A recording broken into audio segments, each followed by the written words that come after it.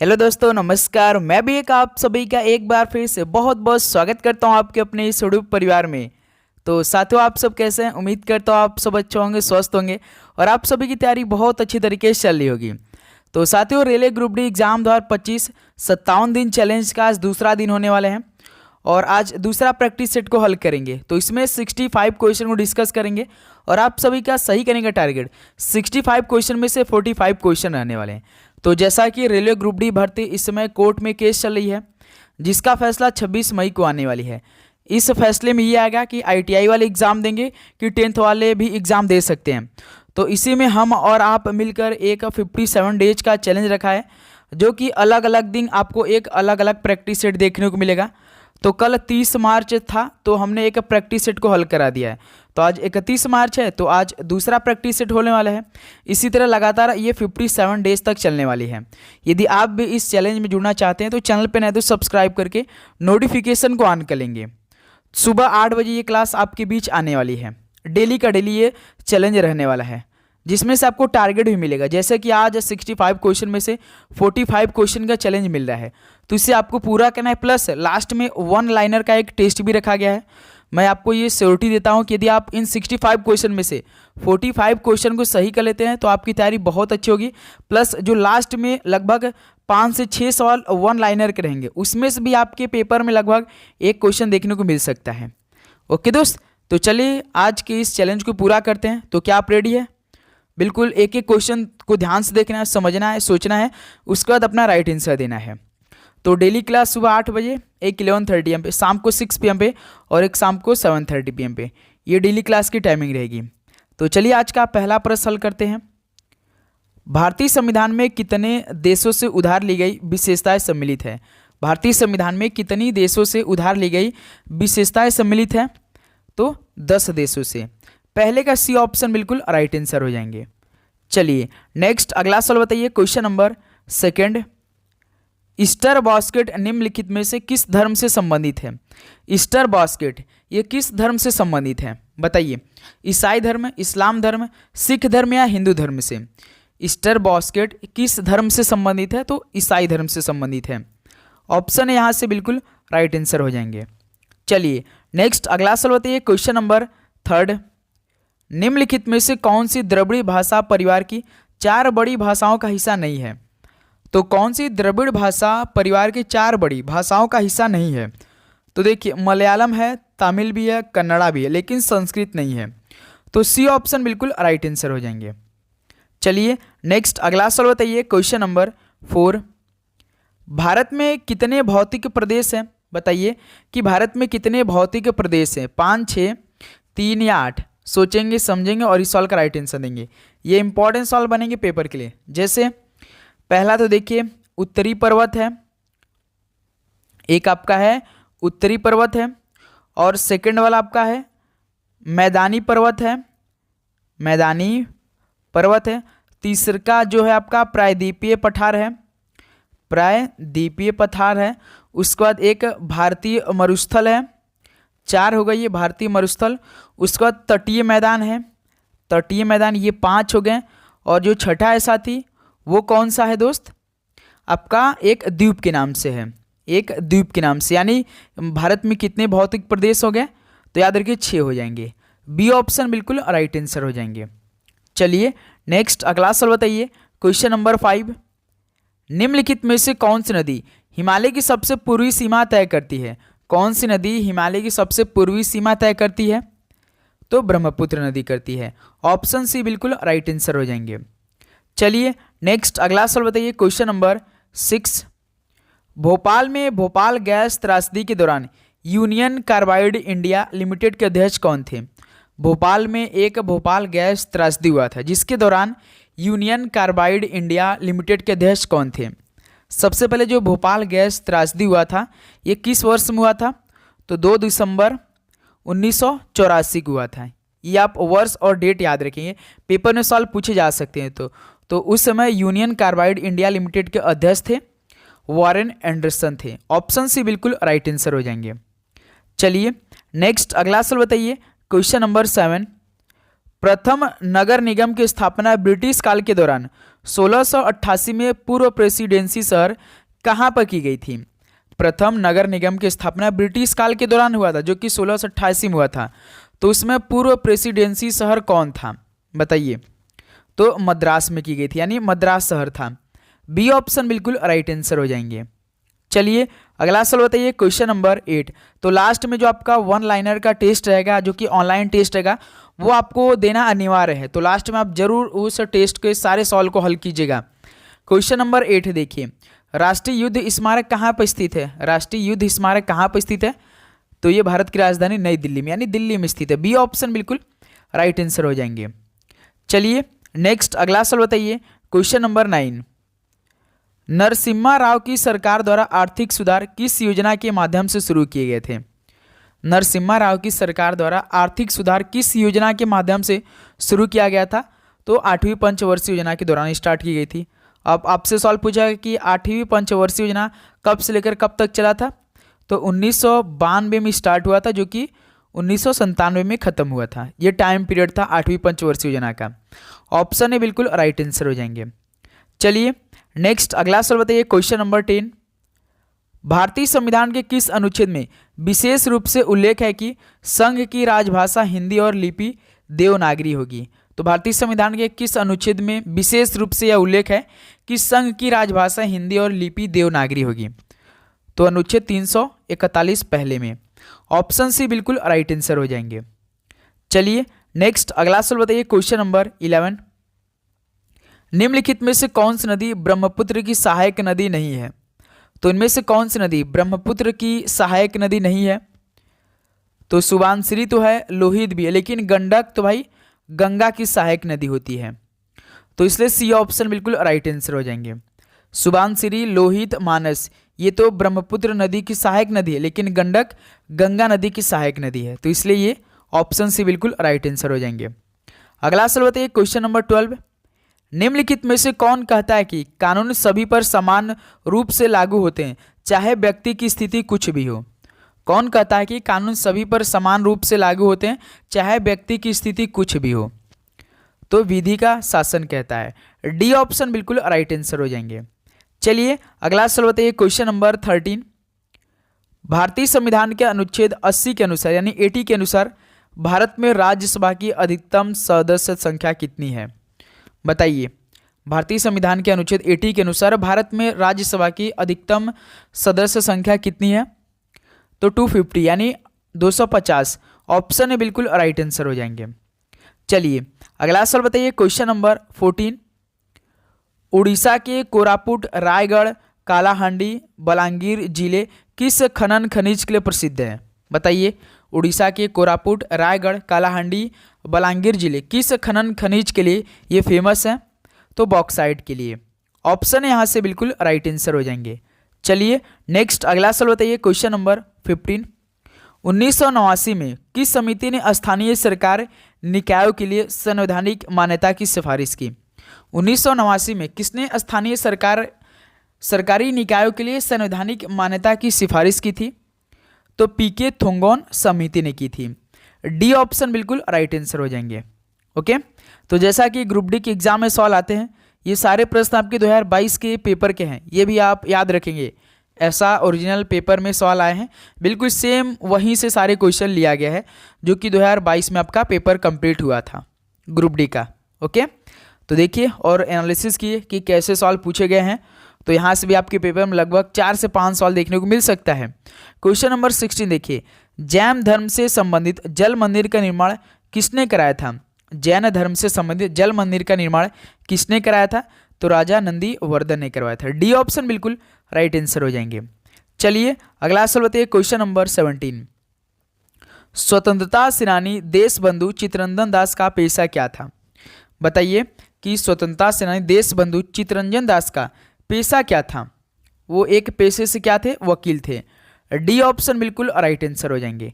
चलिए अगला सवाल बताइए, क्वेश्चन नंबर 18।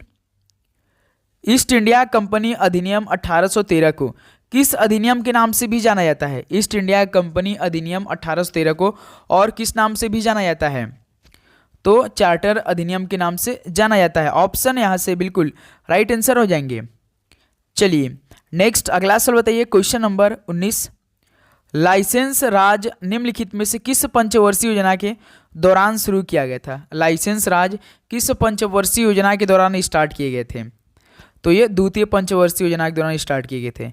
जो द्वितीय पंचवर्षीय योजना था कब स्टार्ट हुआ? देखिए, पहला तो 1951 में स्टार्ट हुआ था जो कि 56 तक चला था। उसका सेकंड चला था यानी द्वितीय पंचवर्षीय योजना 56 से लेकर 61 के बीच में, 1956 से लेकर 61 के बीच में था। ओके, चलिए नेक्स्ट अगला सवाल बताइए, क्वेश्चन नंबर 20।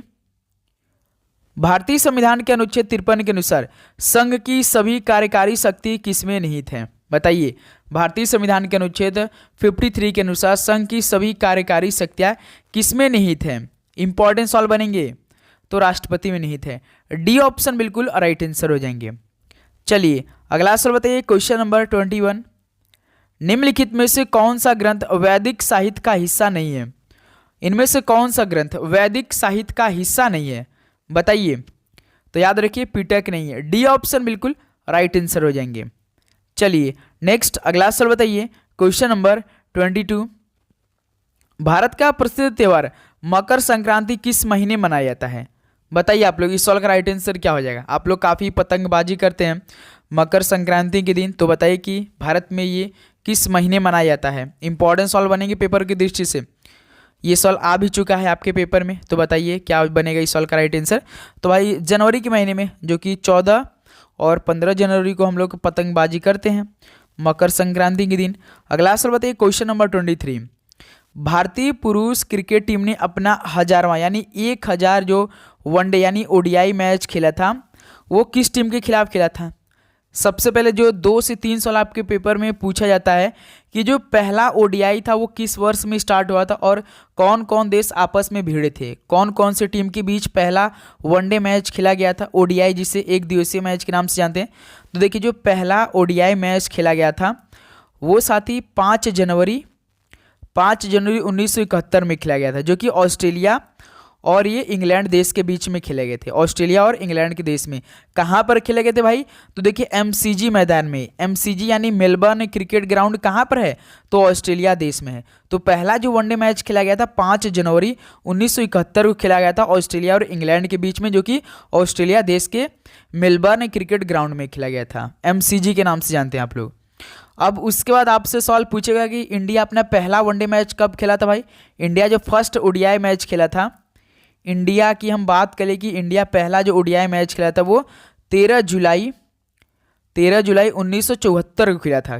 किसके खिलाफ खेला था? इंग्लैंड देश के खिलाफ खेला था। कहाँ पर जाकर खेला था भाई? इंग्लैंड देश में। और इंग्लैंड के किस ग्राउंड में? तो भाई लीड्स का एक ग्राउंड है ना, हेडिंगले के नाम से जाना जाता है। तो वहाँ पर भारत ने पहला वनडे मैच खेला था 13 जुलाई 1974 को। तो जो अपना 1000वां एक दिवसीय मैच खेला था भारत ने, वो दोस्त वेस्ट इंडीज के खिलाफ खेला था। बी ऑप्शन तो इस सवाल का बिल्कुल राइट आंसर हो जाएंगे। चलिए अगला सवाल बताइए, क्वेश्चन नंबर 24। निम्नलिखित में से किस संशोधन द्वारा शिक्षा का अधिकार भारतीय संविधान में शामिल किया गया था? किस संशोधन द्वारा शिक्षा का अधिकार भारतीय संविधान में शामिल किया गया था? तो 86वां संविधान संशोधन के द्वारा। डी ऑप्शन बिल्कुल राइट आंसर हो जाएंगे। चलिए अगला सवाल बताइए, क्वेश्चन नंबर 25। इंदिरा गांधी सरकार ने किस वर्ष भारतीय रुपए का अवमूल्यन किया था? बताइए, इंदिरा गांधी सरकार ने किस वर्ष भारतीय रुपए का अवमूल्यन किया था? तो किस वर्ष में किया था दोस्त? 1966 में किया था। बी ऑप्शन बिल्कुल राइट आंसर हो जाएंगे। चलिए अगला सवाल बताइए, क्वेश्चन नंबर 26। कलकत्ता में शाही प्राधिकार पत्र नगर निगम की स्थापना किस वर्ष की गई थी? कलकत्ता में की गई थी तो शाही प्राधिकार पत्र नगर निगम की स्थापना किस वर्ष की गई थी? इंपॉर्टेंट सवाल बनेंगे दोस्त, तो याद रखिएगा भाई ये 1726 में। सी ऑप्शन बिल्कुल राइट आंसर हो जाएंगे।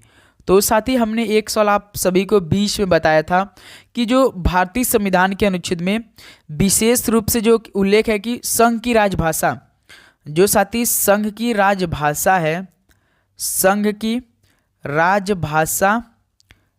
की राजभाषा और लिपि देवनागरी, और लिपि जो है वो देवनागरी होगी। तो साथी ये किस अनुच्छेद में कहा गया है भाई? तो अनुच्छेद 343 पहले में कहा गया है। शायद हमने ऑप्शन में 341 आपको बताया है, 341 फर्स्ट में बताया नहीं साथी, जो कि भारतीय संविधान के अनुच्छेद में जो संघ की राजभाषा हिंदी और लिपि देवनागरी होगी, ये अनुच्छेद 343 फर्स्ट में है। ये आप लोग सही कर लेंगे उसको, है ना दोस्त। शायद क्वेश्चन नंबर 8 या 9 रहा होगा, शायद आप देख लीजिएगा। तो ये 343 पहले में था। ओके, चलिए नेक्स्ट अगला सवाल चेक करते हैं। क्वेश्चन नंबर 27, बिश्नोई समुदाय ये किस राज्य में वन और पशु संरक्षण में योगदान देता है? बिश्नोई समुदाय किस राज्य में वन और पशु संरक्षण में योगदान देता है? तो राजस्थान राज्य में। ऑप्शन ए यहाँ सबका बिल्कुल राइट आंसर हो जाएंगे। चलिए नेक्स्ट अगला सवाल बताइए। क्वेश्चन नंबर 28, भारतीय संविधान में 11वां मौलिक कर्तव्य किस वर्ष जोड़ा गया था? भारतीय संविधान में 11वां मौलिक कर्तव्य किस वर्ष में जोड़ा गया था? तो 2002 में जोड़ा गया था। ऑप्शन ए यहाँ से बिल्कुल राइट आंसर हो जाएंगे। चलिए अगला सवाल बताइए। क्वेश्चन नंबर 29, निम्नलिखित में से किस अधिनियम के विरुद्ध महात्मा गांधी ने 1919 में राष्ट्रव्यापी सत्याग्रह शुरू करने का निर्णय लिया? तो 1919 में कौन सा कांड हुआ था? तो भाई जलियांवाला बाग हत्याकांड हुआ था, जो कि पंजाब के अमृतसर में हुआ था। तो इसमें किस अधिनियम के विरुद्ध महात्मा गांधी ने 1919 में राष्ट्रव्यापी सत्याग्रह शुरू करने का निर्णय लिया था? तो भाई ये रॉलेट एक्ट का। डी ऑप्शन बिल्कुल राइट आंसर हो जाएंगे। चलिए अगला सवाल बताइए। क्वेश्चन नंबर 30, पैंथालासा शब्द निम्न में से किससे संबंधित है? पैंथालासा शब्द ये किससे संबंधित है? तो ये महासागरों से संबंधित है पैंथालासा शब्द। ऑप्शन ए यहाँ से बिल्कुल राइट आंसर हो जाएंगे। चलिए अगला सवाल बताइए। क्वेश्चन नंबर 31, महेंद्रगिरी पहाड़ियाँ आपको किस राज्य में मिलेंगी? बताइए, महेंद्रगिरी पहाड़ियाँ आपको किस स्टेट में मिलेंगी? उड़ीसा, पश्चिम बंगाल, झारखंड या छत्तीसगढ़ में? तो उड़ीसा राज्य में मिलेंगी महेंद्रगिरी पहाड़ियाँ। ऑप्शन ए बिल्कुल राइट आंसर हो जाएंगे। चलिए नेक्स्ट अगला सवाल बताइए। क्वेश्चन नंबर 32, गौतम बुद्ध को निम्नलिखित में से किस शहर में ज्ञान प्राप्त हुआ था? तो साथ ही गौतम बुद्ध जी को किस शहर में ज्ञान की प्राप्ति हुई थी? तो बोधगया में हुई थी। डी ऑप्शन बिल्कुल राइट आंसर हो जाएंगे।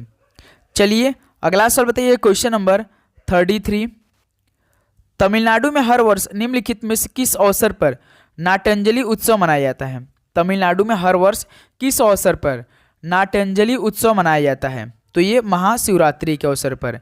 डी ऑप्शन बिल्कुल राइट आंसर हो जाएंगे। चलिए नेक्स्ट अगला सवाल बताइए। क्वेश्चन नंबर 34, देश का सर्वोच्च कार्यकारी अधिकारी कौन है? देश का सर्वोच्च अधिकारी जो होते हैं वो कौन होते हैं दोस्त, जो कि कार्यकारी भी होते हैं? तो देश के राष्ट्रपति साहब होते हैं। डी ऑप्शन बिल्कुल राइट आंसर हो जाएंगे। चलिए नेक्स्ट अगला सवाल बताइए। क्वेश्चन नंबर 35, केंद्रीय बजट के भाग के रूप में पहला आर्थिक सर्वेक्षण किस वर्ष प्रस्तुत किया गया था? केंद्रीय बजट के भाग के रूप में जो पहला आर्थिक सर्वेक्षण था ये किस वर्ष में प्रस्तुत किया गया था? तो 1950-51 में पेश किए गए थे। डी ऑप्शन बिल्कुल राइट आंसर हो जाएंगे। ओके, चलिए नेक्स्ट अगला सवाल बताइए। 36 नंबर, भारतीय पुरातत्व सर्वेक्षण का मुख्यालय निम्नलिखित में से किस शहर में स्थित है? तो साथ ही उम्मीद करूंगा आपको हर एक प्रश्न काफ़ी अच्छी तरीके से समझ में आ रहे होंगे, प्लस आप हर एक सवाल का जवाब भी अच्छे तरीके से याद करते चले होंगे। लास्ट में आप जरूर वन लाइनर का टेस्ट दीजिएगा। ओके, तो भारतीय पुरातत्व सर्वेक्षण का मुख्यालय किस शहर में स्थित है? तो साथ ही याद रखिए नई दिल्ली में स्थित है। ऑप्शन सी बिल्कुल राइट आंसर हो जाएंगे। चलिए नेक्स्ट अगला सवाल बताइए। 37 नंबर, भारत का सबसे छोटा नदी द्वीप उमानंद किस नदी पर स्थित है?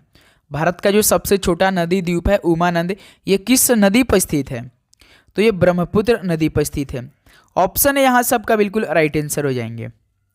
चलिए नेक्स्ट अगला सवाल बताइए। क्वेश्चन नंबर 38, भारत सरकार ने पोखरण के रेगिस्तान में अपना पहला परमाणु परीक्षण किस वर्ष किया था? भारत सरकार ने पोखरण के रेगिस्तान में अपना पहला परमाणु परीक्षण किस वर्ष किया था? 1974 में किया था। ऑप्शन ए यहाँ सबका बिल्कुल राइट आंसर हो जाएंगे। ओके, चलिए नेक्स्ट अगला सवाल बताइए। क्वेश्चन नंबर 39, बोडो-ई-शिला तूफान निम्नलिखित में से किस भारतीय राज्य में आता है? बोडो-ई-शिला तूफान किस भारतीय राज्य में आता है बताइए? तो असम राज्य में आता है। बी ऑप्शन इस सवाल का बिल्कुल राइट आंसर हो जाएंगे। ओके, चलिए नेक्स्ट अगला सवाल बताइए। क्वेश्चन नंबर 40, नुब्रा, स्वेक और हुंजा ये किस नदी की सहायक नदियां हैं? बताइए, नुब्रा, स्वेक और हुंजा ये किस नदी की सहायक नदियां हैं? तो भाई ये सिंधु नदी की सहायक नदियां हैं। बी ऑप्शन बिल्कुल राइट आंसर हो जाएंगे।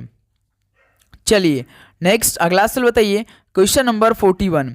भारतीय संविधान में निम्नलिखित में से कौन सा संयुक्त राज्य अमेरिका के संविधान से लिया गया है?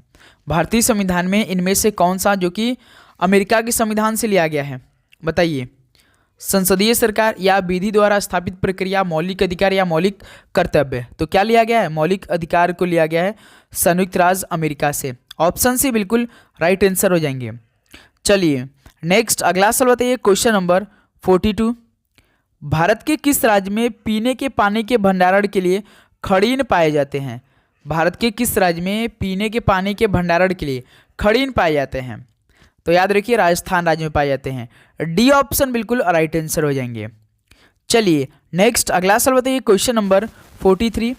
निम्नलिखित औषधीय पौधों में से कौन सा पौधा रक्तदाब के उपचार के लिए सबसे अच्छा उपाय है?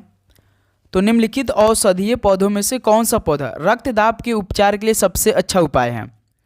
तो सर्पगंधा है। ऑप्शन इस सवाल का बिल्कुल राइट आंसर हो जाएंगे। चलिए नेक्स्ट अगला सवाल बताइए, क्वेश्चन नंबर 44। निम्नलिखित में से कौन सा सबसे अधिक विद्युत धनात्मक तत्व है? बताइए इनमें से सबसे जो अच्छा अधिक विद्युत धनात्मक तत्व है। सोडियम है, सीजियम, मैग्नीशियम या कैल्शियम? बताइए। Na का मतलब होता है सोडियम, Cs का मतलब होता है सीजियम, Mg का मतलब मैग्नीशियम, Ca का मतलब होता है कैल्शियम। तो सबसे अधिक विद्युत धनात्मक तत्व इनमें से कौन सा है? तो भाई सीजियम है। बी ऑप्शन बिल्कुल राइट आंसर हो जाएंगे। चलिए नेक्स्ट अगला सवाल बताइए, question number 45। Calcium sulphate dihydrate ये किसका रासायनिक नाम है? कैल्शियम सल्फेट डाइहाइड्रेट ये किसका रासायनिक नाम है? तो ये जिप्सम का है। ऑप्शन यहाँ से बिल्कुल राइट आंसर हो जाएंगे। चलिए नेक्स्ट अगला सवाल बताइए, क्वेश्चन नंबर 46। हाइड्रोजन और ऑक्सीजन से जल का बनना किसका उदाहरण है? हाइड्रोजन और ऑक्सीजन से जल का बनना ये किसका एग्जाम्पल है? तो भाई संयोजन अभिक्रिया का एग्जाम्पल है। डी ऑप्शन बिल्कुल राइट आंसर हो जाएंगे। चलिए अगला सवाल बताइए, क्वेश्चन नंबर 47। कीटोन सजातीय श्रृंखला के क्रमशः पहले और दूसरे सदस्य कौन है? तो आप यदि हम आपसे पूछे कीटोन का कैसे व्यू बनता है यानी दृश्य कैसे बनता है, तो दृश्य ऐसे बनता है भाई। आर यहाँ पे बीच में पहले तो सी रहेगा यहाँ पे, और यहाँ पे आर रहेगा और यहाँ पे आर रहेगा। ये तो सेम आपका कीटोन का होता है। तो बस साथ ही इसमें एल्डिहाइड का कैसे बनता है भाई? एल्डिहाइड का बिल्कुल सेम ऐसे ही बनता है, केवल यहाँ पे आर, यहाँ पे केवल एच शो हो जाता है, तो इसको एल्डिहाइड बोलते हैं। तो ये भाई देखिए इसका व्यू है कीटोन का और एल्डिहाइड का। तो पहले और दूसरे सदस्य कौन होते हैं? एक तो प्रोपेनोन होते हैं और एक ब्यूटेनोन होते हैं। डी ऑप्शन बिल्कुल राइट आंसर हो जाएंगे, प्रोपेनोन और ब्यूटेनोन। चलिए नेक्स्ट अगला सवाल बताइए, क्वेश्चन नंबर 48। कास्टिक सोडा का उपयोग सामान्यतः किसमें नहीं किया जाता है? कास्टिक सोडा का उपयोग सामान्यतः किसमें नहीं किया जाता है? तो भाई अमोनिया निर्माण में नहीं किया जाता है। ऑप्शन है बिल्कुल राइट आंसर हो जाएंगे। जैसे डिटर्जेंट उद्योग, कपड़ा उद्योग, कागज एवं लुगदी उद्योग में कास्टिक सोडा का उपयोग किया जाता है, लेकिन अमोनिया निर्माण में नहीं किया जाता है। अगला सवाल बताइए, क्वेश्चन नंबर 49। निम्नलिखित में से कौन सा गुण आवर्त सारणी में तत्वों की स्थिति से नियंत्रित नहीं होता है? कौन सा गुण आवर्त सारणी में तत्वों की स्थिति से नियंत्रित नहीं होता है? तो तत्व का रंग। ऑप्शन ए यहाँ से आपका बिल्कुल राइट आंसर हो जाएंगे। चलिए अगला सवाल बताइए, क्वेश्चन नंबर 50। निम्नलिखित में से किस तत्व का प्रभावी परमाणु आवेश सबसे अधिक है?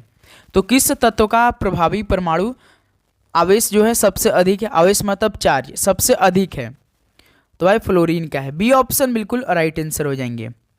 चलिए नेक्स्ट अगला सवाल बताइए, क्वेश्चन नंबर 51। कौन सा तत्व तांबे से अधिक अभिक्रियाशील नहीं है? तो इनमें से कौन सा तत्व तांबे से अधिक अभिक्रियाशील नहीं है? तो दोस्त याद रखिए एजी। एजी का मतलब क्या होता है भाई? सिल्वर है। सिल्वर का एटॉमिक नंबर या परमाणु संख्या कितनी होती है भाई? 47 होती है। ये याद रखिए एजी, जो कि ये तांबे से अधिक अभिक्रियाशील नहीं है। चलिए नेक्स्ट अगला सवाल बताइए, क्वेश्चन नंबर 52। फ्लेमिंग के वाम हस्त नियम में अंगुष्ठ का और मध्यमा उंगली के बीच कोण कितना है? फ्लेमिंग के वाम हस्त नियम में अंगुष्ठ और मध्यमा उंगली के बीच कितने डिग्री कोण है भाई? 90 डिग्री कोण है। ऑप्शन है यहाँ से बिल्कुल राइट आंसर हो जाएंगे। चलिए अगला सवाल बताइए, क्वेश्चन नंबर 53। डैश खांसी और छींक जैसी अनैच्छिक गतिविधियों की नियंत्रित कौन करता है? खांसी और छींक जैसी अनैच्छिक गतिविधियों की नियंत्रित कौन करता है? तो भाई मेडुला करता है। ऑप्शन यहाँ से बिल्कुल राइट आंसर हो जाएंगे। चलिए अगला सवाल बताइए, क्वेश्चन नंबर 54। निम्नलिखित में से किस प्रकार के जीवों में एक खुला परिसंचरण तंत्र होता है? तो किस प्रकार के जीव में एक खुला परिसंचरण तंत्र होता है? तो ये मोलस्का में होता है। ऑप्शन है बिल्कुल राइट आंसर हो जाएंगे। चलिए अगला सवाल बताइए, क्वेश्चन नंबर 55। रेशम के कीटों और मेढक के लार्वा का वयस्कों में तीव्र परिवर्तनों से होने वाले रूपांतरण को क्या कहा जाता है? रेशम के कीटों और मेढक के लार्वा का वयस्कों में तीव्र परिवर्तनों से होने वाले रूपांतरण को क्या कहा जाता है? तो भाई कायांतरण बोला जाता है। बी ऑप्शन इस सवाल का बिल्कुल राइट आंसर हो जाएंगे। चलिए अगला सवाल बताइए, क्वेश्चन नंबर 56। पादपों की कार्बन और ऊर्जा की आवश्यकताएं निम्नलिखित में से किस प्रक्रिया से पूरी होती है? पादपों की कार्बन और ऊर्जा की आवश्यकताएं किस प्रक्रिया से पूरी होती है? तो भाई प्रकाश संश्लेषण से होती है। डी ऑप्शन बिल्कुल राइट आंसर हो जाएंगे। चलिए नेक्स्ट अगला सवाल बताइए, क्वेश्चन नंबर 57। अधिकांश प्रोकैरियोट में निम्नलिखित में से कौन सा कोशिकीय घटक अनुपस्थित होता है? यानी अधिकांश प्रोकैरियोट में आप हमेशा देखें जो प्रोकैरियोट होते हैं इनमें एक चीज़ यानी वो अब्सेंट रहता है। इसमें भाई केंद्रक झिल्ली, याद रखिए केंद्रक झिल्ली इसमें अब्सेंट रहते हैं। ऑप्शन है बिल्कुल राइट आंसर हो जाएंगे प्रोकैरियोट में। चलिए अगला सवाल बताइए, 58 नंबर। निम्नलिखित में से किस जीव का हृदय 3 कक्षीय होता है? बता दीजिए आप लोग कि इनमें से किस जीव का हृदय जो होता है वो 3 कक्षीय वाला है? चिड़िया का, मेढक का, मछली का, मानव का? फटाफट इस सवाल का राइट आंसर देंगे आप लोग। तो भाई मेढक का 3 कक्षीय वाला हृदय होता है। बी ऑप्शन बिल्कुल राइट आंसर हो जाएंगे। चलिए नेक्स्ट अगला सवाल बताइए, क्वेश्चन नंबर 59। निम्नलिखित में से कौन सा तत्व प्रकृति में सबसे अधिक धात्विक है? तो इनमें से कौन सा तत्व प्रकृति में सबसे अधिक धात्विक है? तो वो बैरियम है। ऑप्शन है बिल्कुल राइट आंसर हो जाएंगे। बी ए है। चलिए अगला सवाल बताइए, question number 60। Milk of magnesia का पीएच लगभग कितना होता है? ये भी इंपॉर्टेंट सवाल है भाई पेपर के लिए। मिल्क ऑफ मैग्नीशिया का पीएच लगभग कितना होता है? तो 10.4 होता है, 10.4 होता है मिल्क ऑफ मैग्नीशिया का पीएच मान। तो यहाँ से ऑप्शन है बिल्कुल राइट आंसर हो जाएंगे। चलिए अगला सवाल बताइए, क्वेश्चन नंबर 61। कौन सा तत्व ने न तो धातु और न ही अधातु है? तो इनमें से कौन सा तत्व न तो धातु है और न ही अधातु है? तो बताइए कौन है इनमें से? तो ऐसा तो भाई याद रखिएगा जर्मेनियम है। जर्मेनियम है जो कि ये न तो धातु है और न ही अधातु है। डी ऑप्शन बिल्कुल राइट आंसर हो जाएंगे। और इसकी परमाणु संख्या कितनी होती है भाई? तो 32 होती है जर्मेनियम की। चलिए नेक्स्ट अगला सवाल बताइए, क्वेश्चन नंबर 62। यदि किसी चालक का प्रतिरोध दुगुना कर दिया जाए तो ऊष्मा उत्पन्न कितनी होगी? बताइए यदि किसी चालक का प्रतिरोध दुगुना कर दिया जाता है तो दोस्त याद रखिएगा 2 गुना ऊष्मा उत्पन्न होगी। ऑप्शन है बिल्कुल राइट आंसर हो जाएंगे। चलिए अगला सवाल बताइए, क्वेश्चन नंबर 63। किसी चालक के प्रतिरोध पर निम्नलिखित में से किसका प्रभाव नहीं पड़ता है? तो किसी चालक के प्रतिरोध पर किसका प्रभाव नहीं पड़ता है? तो भाई याद रखिएगा आकार नहीं पड़ता है। बी ऑप्शन बिल्कुल राइट आंसर हो जाएंगे। चलिए नेक्स्ट अगला सवाल बताइए, क्वेश्चन नंबर 64। मोटर की कुंडली में धारा की दिशा किसके द्वारा उलट जाती है? मोटर की कुंडली में धारा की दिशा किसके द्वारा उलट जाती है? तो स्प्लिट रिंग के कारण। डी ऑप्शन स्प्लिट रिंग आपका बिल्कुल राइट आंसर हो जाएंगे। चलिए दोस्त लास्ट क्वेश्चन बताइए और हम लोग एक 1 लाइनर का टेस्ट भी हल करेंगे। न्यूलैंड का अष्टक नियम किसके साथ सुपरिभाषित होता है? बताइए न्यूलैंड का जो अष्टक नियम है किसके साथ सुपरिभाषित होता है? तो केवल हल्का तत्व में। बी ऑप्शन बिल्कुल राइट आंसर हो जाएंगे। तो साथ ही फाइनली 65 क्वेश्चन कंप्लीट हो चुके हैं। अब बताइए कि आप सभी का कितना स्कोर रहा पहले इस 65 क्वेश्चन से। उसके बाद लास्ट के 5 क्वेश्चन आपको तो भाई टेस्ट में होमवर्क मिलेगा ही, उसका राइट आंसर आपको कमेंट करना ही है। तो उम्मीद करूँ दोस्त ये सेशन आपको बहुत अच्छा लगा होगा और आपने हर एक क्वेश्चन काफ़ी अच्छे तरीके से याद किया होगा और आप इस चैलेंज में जरूर जुड़ेंगे। तो चैनल पे नहीं तो सब्सक्राइब करके नोटिफिकेशन को भी ऑन जरूर करेंगे। ओके दोस्त, तो चलिए आज का हम लोग स्टार्ट करते हैं वन लाइनर टेस्ट जो होने वाला है, जो कि यहाँ से आपके पेपर में लगभग एक क्वेश्चन जो फिक्स है भाई, एक क्वेश्चन आपके फिक्स होने वाले हैं यहाँ से। जैसे कि पहला प्रश्न देखेंगे, राष्ट्रमंडल खेल कितने वर्षों के अंतराल पर आयोजित किया जाता है। इस सवाल का राइट आंसर आपको कमेंट करना है कि राष्ट्रमंडल खेल कितने वर्षों के अंतराल पर आयोजित किया जाता है। तो आप लोग स्क्रीनशॉट ले लेंगे, स्क्रीनशॉट ले लीजिए। राष्ट्रमंडल खेल कितने वर्षों के अंतराल पर आयोजित किया जाता है। सेकेंड क्वेश्चन दे रखा है कि लिंगराज मंदिर निम्नलिखित में से किस राज्य में स्थित है। ओके, थर्ड क्वेश्चन को देखेंगे भाई, भारतीय संविधान में संशोधन की पहल कहाँ शुरू की जा सकती है। तो साथ ही भारतीय संविधान में जो संशोधन है इसकी पहल कहाँ से स्टार्ट की जा सकती है, थर्ड क्वेश्चन का आंसर बताएंगे। फोर्थ क्वेश्चन है कि भाई हरिप्रसाद चौरसिया निम्नलिखित में से किस वाद्य यंत्र के लिए प्रसिद्ध हैं। बताइए, हरिप्रसाद चौरसिया निम्नलिखित में से किस वाद्य यंत्र के लिए प्रसिद्ध है। लास्ट क्वेश्चन जो ये आपके स्क्रीन पर है कि भाई कि इलाहाबाद उच्च न्यायालय की स्थापना आगरा में किस वर्ष हुई थी। वैसे तो आप बताएंगे इलाहाबाद उच्च न्यायालय की स्थापना तो बता देंगे, लेकिन आगरा शहर में कब हुई थी ये बताना आपको। तो आपको कंप्लीट ये टारगेट करना है, यू कैन डू इट, आप कर सकते हैं। तो आप सभी को थैंक यू। तो साथ ही बताइए ये चैलेंज आपको कैसा लग रहा है, इस चैलेंज में आपको जुड़कर मज़ा आ रहा है। एक बार अपना फीडबैक जरूर दीजिएगा। क्या डेली ऐसा ही सेशन आपको चाहिए, बिल्कुल एक बार अपना फीडबैक आप लोग जरूर दीजिए। ओके दोस्त, तो चलिए सेशन को यहीं पे समाप्त करते हैं, मिलते हैं और एक नए सेशन में। तो आप लोग चैनल पे नए तो सब्सक्राइब करके नोटिफिकेशन को ऑन कर देंगे। ऐसे लगातार ये 57 डेज तक चलने वाली चैलेंज हमारी, जो कि एक अलग अलग प्रैक्टिस सेट आपको मिलेगा। ओके दोस्त, सभी को जय हिंद, वंदे मातरम, पढ़ाई करते रहिए, ऑल द वेरी बेस्ट, धन्यवाद।